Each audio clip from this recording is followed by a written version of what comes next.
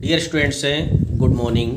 Dear students, हम class 12th में हिंदी विषय में आरोह भाग 2 नामक पुस्तक में फर्स्ट चैप्टर जिसका नाम है हरवंश राय बच्चन द्वारा रचित आत्म परिचय पढ़ेंगे। इस चैप्टर में कवि ने अपनी आत्मा के विषय में बहुत ही सुंदरता के साथ वर्णन किया है। उन्होंने आत्म परिचय का बहुत ही अलंकारिक रूप में सुंदर वर्णन किया है। इस चैप्टर को पढ़ने से पूर्व हम हरवंश राय बच्चन के जीवन चरित्र के विषय में समझ लेते हैं कि हरवंश राय बच्चन ने किस तरह से अपनी रचनाओं के माध्यम से हिंदी जगत को प्रकाशित किया था। हरवंश राय बच्चन हिंदी के प्रमुख कवि माने जाते हैं। हरवंश राय बच्चन का जन्म सन 1907 ईस्वी में इलाहाबाद में हुआ था। हरवंश राय बच्चन को हिंदी का वायरन भी कहा जाता है। बच्चन जी मस्ती और अल्हड़पन के गायक कवि माने जाते हैं। इन्होंने अपनी रचनाओं के माध्यम से हिंदी जगत को प्रकाशित किया था। इनकी प्रमुख रचनाओं में मधुशाला, मधुबाला, मधुकलश, निशा निमंत्रण, एकांत संगीत, आकुल अंतर, मिलन यामिनी, सतरंगणी, आरती और अंगारे, नए पुराने झरोखे, टूटी फूटी कड़ियाँ, ये काव्य संग्रह हैं। क्या भूलूं क्या याद करूं, नीड़ का निर्माण, फिर बसेरे से दूर, 10 द्वार से सोपान तक, यह इनकी आत्मकथाएं हैं। हैमलेट, जनगीता, मैकबेथ, यह इनके अनुवाद हैं। प्रवास की डायरी, यह इनकी डायरी है। ये इनकी डायरी विधा है। इस तरह से इन्होंने इन प्रमुख रचनाओं के माध्यम से हिंदी जगत में एक नया स्थान प्राप्त किया था।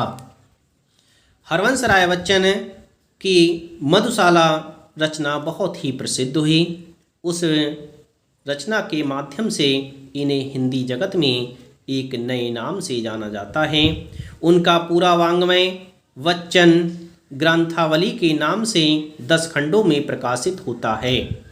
इस तरह से ये हिंदी का प्रसिद्ध कवि चमकता हुआ सितारा सन 2003 में मुंबई में हमेशा के लिए अस्त हो गया। पूर्व चलने के बटोही बाट की पहचान कर ले, इस कविता के माध्यम से कवि हिंदी जगत में प्रसिद्धता को प्राप्त कर चुके थे। इन्होंने इस कविता के माध्यम से हिंदी जगत में एक नया परचम लहराया था। 1942 से 1952 तक इलाहाबाद विश्वविद्यालय में प्राध्यापक, आकाशवाणी के साहित्यिक कार्यक्रम से संबंध, फिर विदेश मंत्रालय में हिंदी विशेषज्ञ रहे थे। दोनों महायुद्धों के बीच मध्यम वर्ग के विक्षुब्ध विकल मन को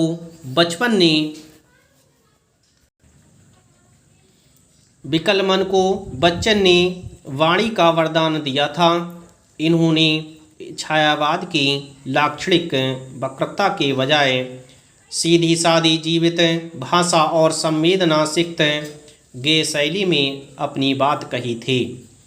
व्यक्तिगत जीवन में घटी घटनाओं की वजह से ये घटनाओं की सहज अनुभूति की ईमानदार अभिव्यक्ति बच्चन के यहाँ कविता बनकर प्रकट हुई थी।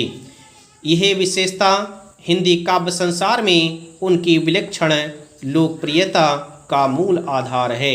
इस तरह से हरवंश राय बच्चन ने हिंदी जगत में एक नया स्थान प्राप्त किया था। अब हम हरवंश राय बच्चन के द्वारा लिखित कविता आत्म परिचय पढ़ेंगे।